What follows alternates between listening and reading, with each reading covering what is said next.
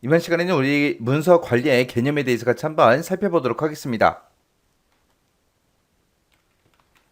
자, 문서 관리의 개념이요. 자, 여기서 얘기하는 문서라는 거는 우리 공문서, 사문서, 뭐 대문서, 대내문서 그런 모든 문서들을 다 보고 얘기하는 거예요. 자, 이런 것들을 이제 우리가 한번 쓰고 버리는 게 아니라 이런 것들을 이제 관리를 해야 되겠죠. 그래서 이제 하나의 문서를 생산하는 것부터 시작해서 우리가 보관하고 폐기까지 내 마음대로 그냥 막 하는 게 아니라 일정한 규칙이 됐든 기준이 됐든 그런 거에 따라서 이제 관리하는 거, 그걸 보고 우리가 문서 관리라고 합니다.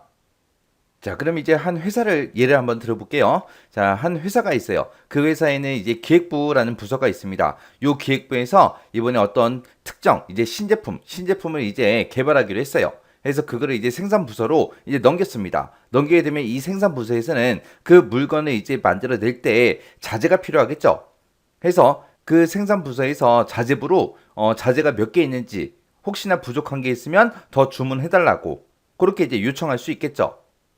그럼 이제 자재부에서 자재 관리하고 있었을 거 아니에요. 그래서 원재료가 이제 얼마나 있는지 그런 것들을 전부 다 조사한 다음에 만약에 부족하다라고 했을 때 그를 이제 경리부로 이제 넘겨서 그 물건을 좀 더 살 수 있게끔 그렇게 돈을 이제 달라고 하겠죠.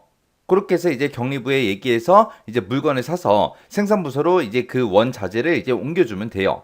그때 이제 생산부서에서는 갑자기 이 물건을 엄청나게 많은 양을 생산을 해야 돼요. 그러면 일할 사람이 필요하겠죠. 해서 인사부로 이제 연락을 해서 이제 우리 부서에서 몇 명이 더 필요하다. 이 물건은 언제까지 만들어야 되는데 사람이 더 필요합니다. 라고 인사부로 이제 연락해서 사람을 더 뽑을 거예요.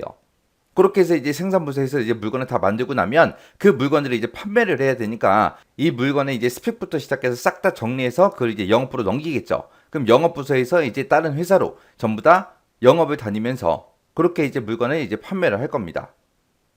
그래서 한 회사에서도 그냥 하나의 부서에서 전부 다 모든 일들이 다 수행되는 게 아니라 각각의 이제 부서가 있을 거고 그 부서들끼리 서로 유기적으로 다 연결이 되어 있죠. 그래서 우리 회사에서 뭐 신제품을 만들어서 판다라고 했을 때 이렇게 여러 부서들, 회사에 있는 모든 부서들이 다 같이 함께 일을 해야 된다고요.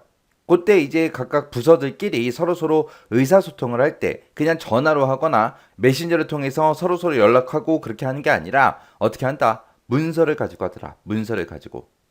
그래서 우리 문서를 관리할 때 조직의 업무 활동 분석이 먼저 선행이 돼야 됩니다. 그래서 이 조직에서 어떤 업무가 어떻게 처리되는지 알아야 그 문서들을 이제 효율적으로 그렇게 이제 관리를 할 거 아니에요.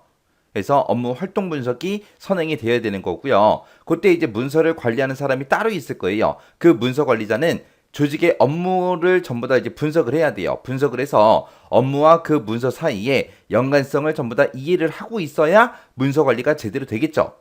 그래서 업무 활동에 이제 기반한 그 문서 관리는 업무 수행을 돕는 그런 도구로 이제 활용이 됩니다.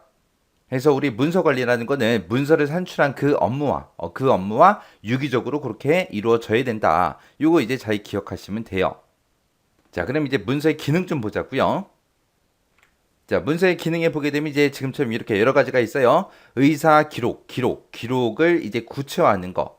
우리가 문서에다가 이제 문자가 됐든 숫자가 됐든 기호 같은 것들을 이용해서 우리가 종이가 됐든 다른 매체에다가 이제 표시를 하는 거. 그게 이제 문서죠. 그렇게 이제 문서화 함으로써 우리가 내용을 구체화 시킬 수 있습니다. 그리고 이제 의사의 전달이다라고 하게 되면 말 그대로 상대방한테 전달하는 거예요. 그래서 우리가 전화가 됐든 구두로 그렇게 전달하는 것보다 우리가 문서를 이용해서 의사 전달을 하게 되면 더 정확하고 변함없는 그 내용을 전달할 수 있겠죠. 그 다음에 이제 의사의 보존이요.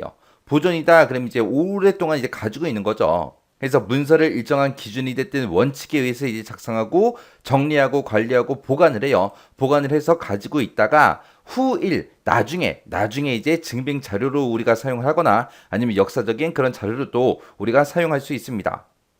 그 다음에 이제 자료 제공이요. 자료 제공이라는 거는 우리가 보관이나 보존하고 있는 그런 문서들이 있죠. 그런 문서는 필요한 경우에 참고 자료나 증거 자료로 이제 제공이 돼서 우리의 행정 활동을 지원하거나 촉진할 수 있습니다. 그래서 어떤 회사에서 문제가 일어났을 때 이런 문제가 일어났을 때 과거에 이제 어떻게 처리를 했었는지 그런 것들 우리가 참고할 수 있겠죠. 그리고 이제 업무를 연결하고 조정해주는 그런 기능도 가지고 있습니다. 문서를 기한하고 결제하고 협조 과정을 통해서 조직 내외의 업무를 연결하고 조정하더라. 한 회사에서 이제 하나의 프로젝트를 처리할 때 뭐 하나의 부서에서만 물론 처리되는 일도 있겠죠. 있긴 있겠지만 그거보다도 이제 여러 개 부서들이 이제 서로서로 협조해서 이제 하나의 프로젝트를 전부 다 달성한다고요. 그때 이제 우리 회사 안에서만 단독적으로 처리되는 그런 일도 있을 수 있지만 다른 회사랑 이제 서로서로 협조해서 하나의 프로젝트가 완성되는 경우도 있어요. 해서 문서가 업무를 연결하고 조정하고 협조하는 그런 기능을 가지고 있습니다. 그래서 문서 기능에는 이렇게 여러 가지가 있다라는 거 요거 정확하게 기억하셔야 돼요. 그래서 문서 관리가 어떤 건지 그 개념 정확하게 파악하시고요. 그리고 문서의 기능에 지금처럼 이렇게 여러 가지가 있으니까 각각의 뭐가 뭔지 구분할 수 있게 그 정도 보시고 지나가시기 바랍니다.